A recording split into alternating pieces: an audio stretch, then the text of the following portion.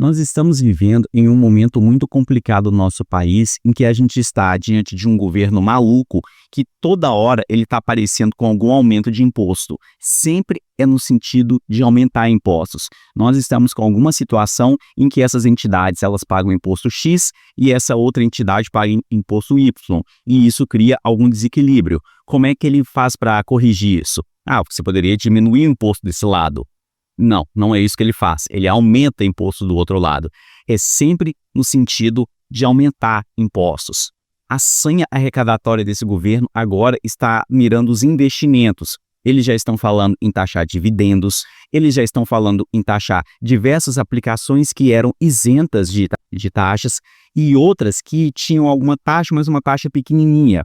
Eles estão mirando o CRA, o CRI, eles estão mirando o VGBL e agora eles estão falando em mirar o LCI e a LCA. E isso é muito perigoso para o país. E vamos conversar muito a respeito disso. Meu nome é Pedro, eu tenho 41 anos. E por que é tão perigoso quando a gente fala sobre taxação de investimentos?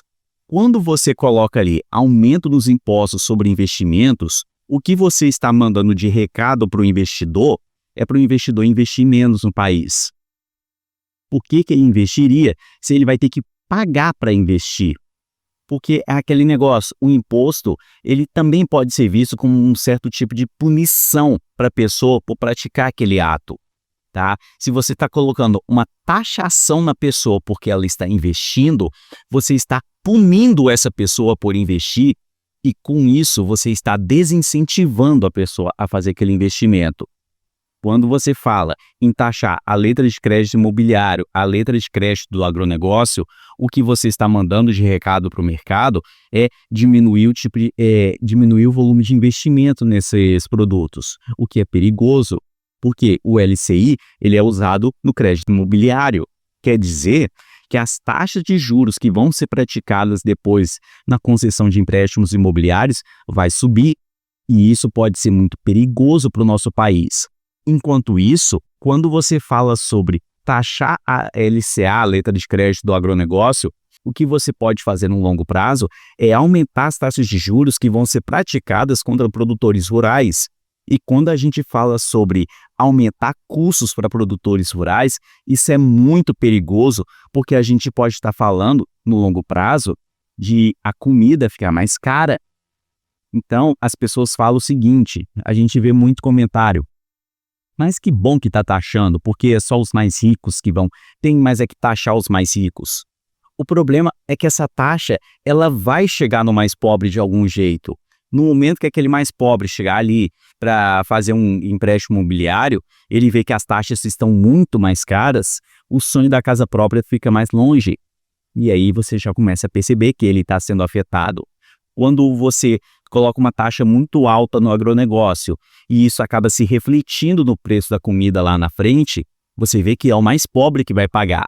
Porque aquele negócio, o empresário, o cara muito rico, ele tem mecanismos para repassar o imposto para frente. Ele tem o que fazer.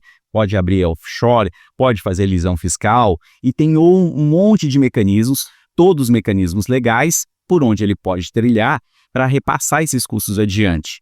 Já o cara pobre, o cara assalariado, ele não tem como repassar esse custo para frente, ele absorve todo o custo. E aí, a gente entra naquela discussão, o pessoal lá da esquerda que fala, porque a gente tem que defender igualdade social, os pobres contra os ricos, luta de classes, essas coisas, tá? Como é que você faz para defender o pobre sobre esse mecanismo de repasse de impostos, repasse de custos? Porque a pessoa que é assalariada, ela vai fazer o quê para passar esse custo adiante? Ela não compra e nem vende nada. Essa pessoa, ela não faz simplesmente comércio, compra e venda de produtos. Essa pessoa simplesmente usa o salário para sobreviver, para guardar ali um valorzinho para aposentadoria, de repente alguma poupança, ou muitos nem isso. A pessoa simplesmente ela está vendendo o almoço para comprar a janta, ela está pagando ali as despesas e falta ainda dinheiro no orçamento, o que acaba levando essa pessoa a ter que fazer horas extras, a fazer outras atividades para conseguir ajustar ali o orçamento. Por isso que quando a gente fala sobre taxação de investimentos, as consequências que isso pode gerar no país no longo prazo, elas são muito severas, elas são muito absurdas e as pessoas elas realmente deveriam ficar assustadas com o que está acontecendo no momento. E é por isso que eu estou vindo aqui e fazer esse vídeo. Cara, se você ainda não comprou de bitcoins, faça isso para ontem. Faça antes que seja tarde demais.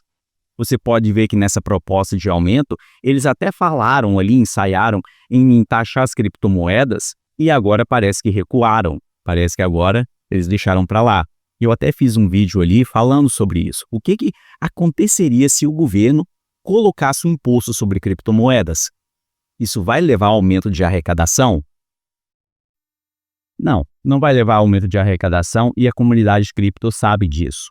Porque no momento que ele colocar ali um imposto a mais sobre criptomoedas, as pessoas simplesmente vão parar de operar em corretoras nacionais. Todo mundo vai migrar lá para fora, vai para a CoinEx e vai para outras corretoras que tem lá fora, que não reportam para a Receita, o que pode ser uma sentença de morte para as corretoras nacionais.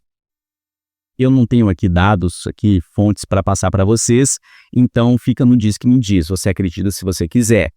Eu recebi um comunicado ali no Telegram, uma mensagem aleatória, e você acredita se você quiser, de repente é verdade, não é? Me parece que sim, de que uma quantidade massiva de bitcoins estariam sendo retirados das corretoras nacionais, um movimento muito forte de saída de bitcoins. E por que isso estaria acontecendo? Isso estaria acontecendo por causa desse burburinho ali, de que o governo ele pode taxar as criptomoedas. Então, aquilo que eu venho falando, que se o governo ele criar impostos sobre criptomoedas, ele não vai taxar negócios em criptomoedas. O que ele vai fazer é quebrar as corretoras nacionais. E isso aí realmente pode ser uma coisa muito perigosa quando a gente vai pensar no longo prazo. Esse movimento ele já está acontecendo. Muitas pessoas elas já têm medo de investir em corretoras nacionais porque tem aquela história do Caio Fonseca, ele quer privacidade, ele não quer que ninguém fique sabendo que ele está comprando bitcoins, então ele vai fazer todo esse malabarismo ali para que ninguém encoste nele. O problema é que a grande questão é que, dependendo do volume que você está fazendo de compra ali de criptomoedas, pode sim ser interessante fazer a compra em corretoras nacionais. É aquilo que eu já venho falando em outros vídeos. Por exemplo, o P2P, uma coisa que o pessoal não te conta é que pode ser bastante caro a depender de onde você compra. Me chegou ao conhecimento de alguns caras que cobram 5% na compra e 5% na venda de bitcoins. Então você começa a perceber que pode ser bastante caro. Enquanto isso, tem corretoras que vão cobrar 0,2, 0,3. E se você negociar muito baixo, assim, no pior cenário possível, vai cobrar 1%. E aí, quando você começa a fazer as contas, você começa a ver, não, uma corretora nacional pode ser mais interessante.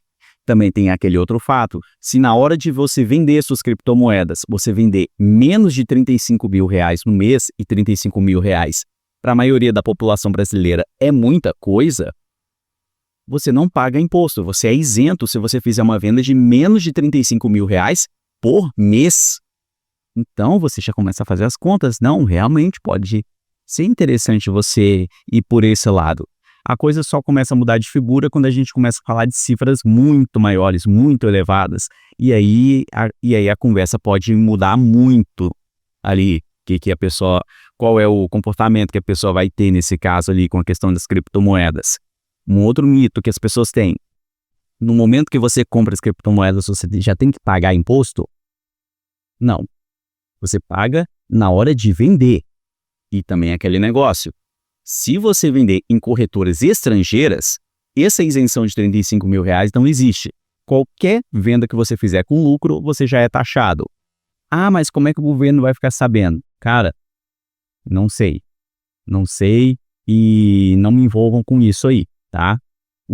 A letra fria da lei é essa. Se você vende em corretoras, se você vai vender em corretoras nacionais com lucro menos de R$35 mil no mês, você está isento.